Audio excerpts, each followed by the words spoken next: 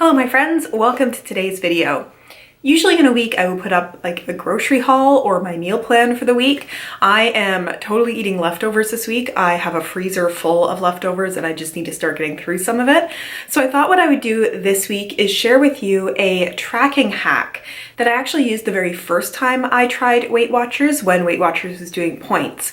So many years ago, one of the workplaces I was in had Weight Watchers come in to do a series of workplace meetings, which was wonderful.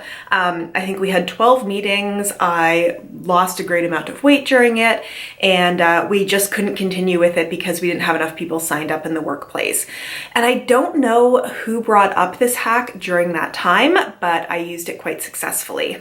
And I'm going to tease it just a little bit more by telling you a couple of the reasons why I think this works before I get to telling you what it actually is.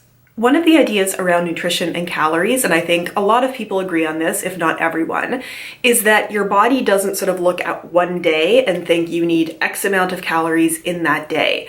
You know, it can vary through the week and it really ends up being an average. It's the reason why in Weight Watchers you can, eat a few points less one day and bank them for another day, and you have those weeklies that you can either use throughout the entire week or all at one time.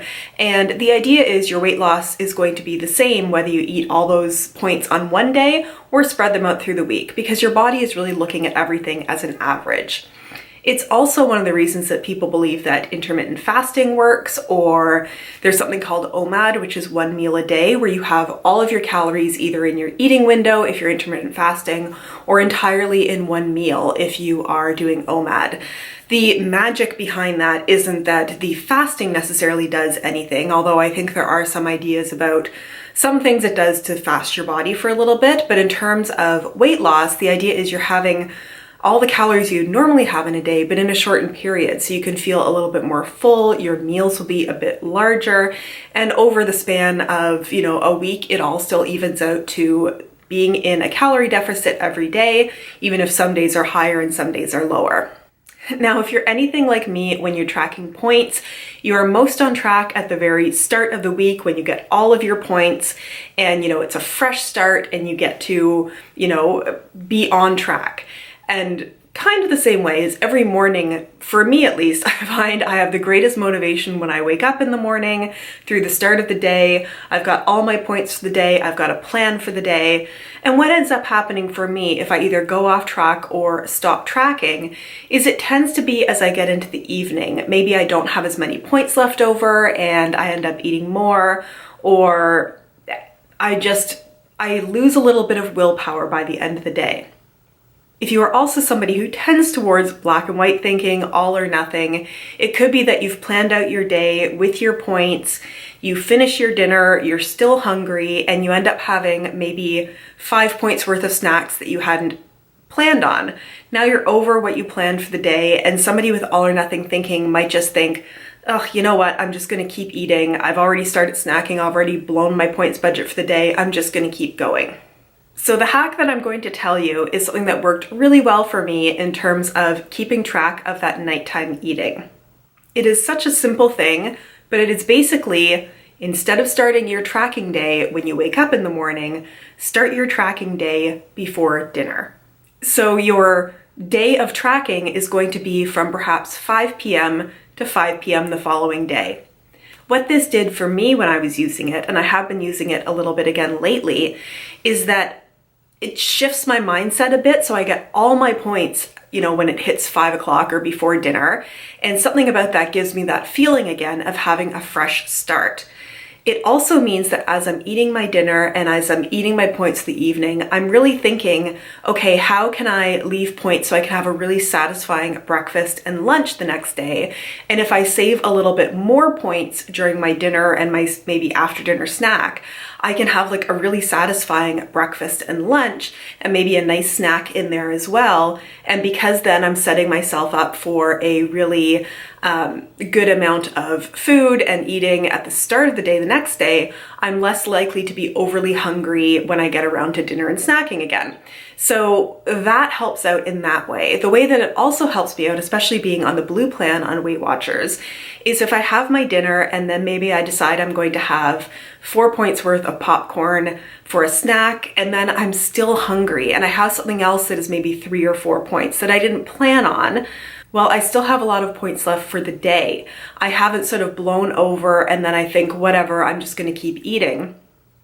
And I have an opportunity to adjust my breakfast and my lunch the next day, still having a lot of fruits and veggies and proteins to even out perhaps what I had for the night before and still get, within my points budget. I want to warn that the one way that this won't work is if you try to make up the next day for eating all of your points the evening before. So if you try this method and you find you're eating all of your points, dinner and snacking, and then the next morning you're trying to not eat or have like 0 points through the whole day until you hit dinner again, you're going to sort of end up in a cycle of overeating and then trying not to eat very much and then being overly hungry for dinner. So it really depends on the mindset here, but I like having that fresh start at about 5 p.m. where I feel like I can be really nice to Melissa tomorrow and save her a nice amount of points to have for breakfast and lunch.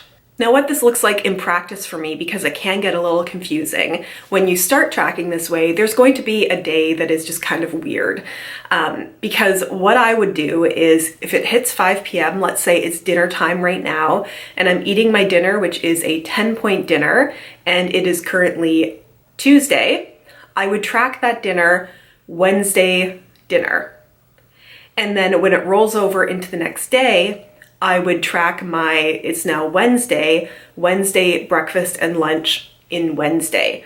So basically when you get to the end of your lunch or maybe your mid-afternoon snack, you will have all of your points done for the day in the app. And then when I hit Wednesday at 5 p.m. and I have my dinner and my evening snack, I track that into Thursday's dinner and snack, so that when I wake up on Thursday morning, my breakfast and lunch are tracked on Thursday.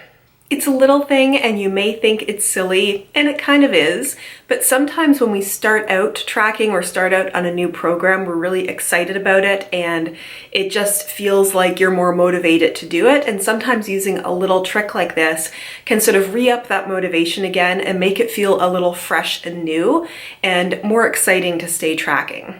And overall, you're still having the same number of points, or this method also works with just calorie tracking. You're still having the same amount, you're just starting and ending your day at a different time.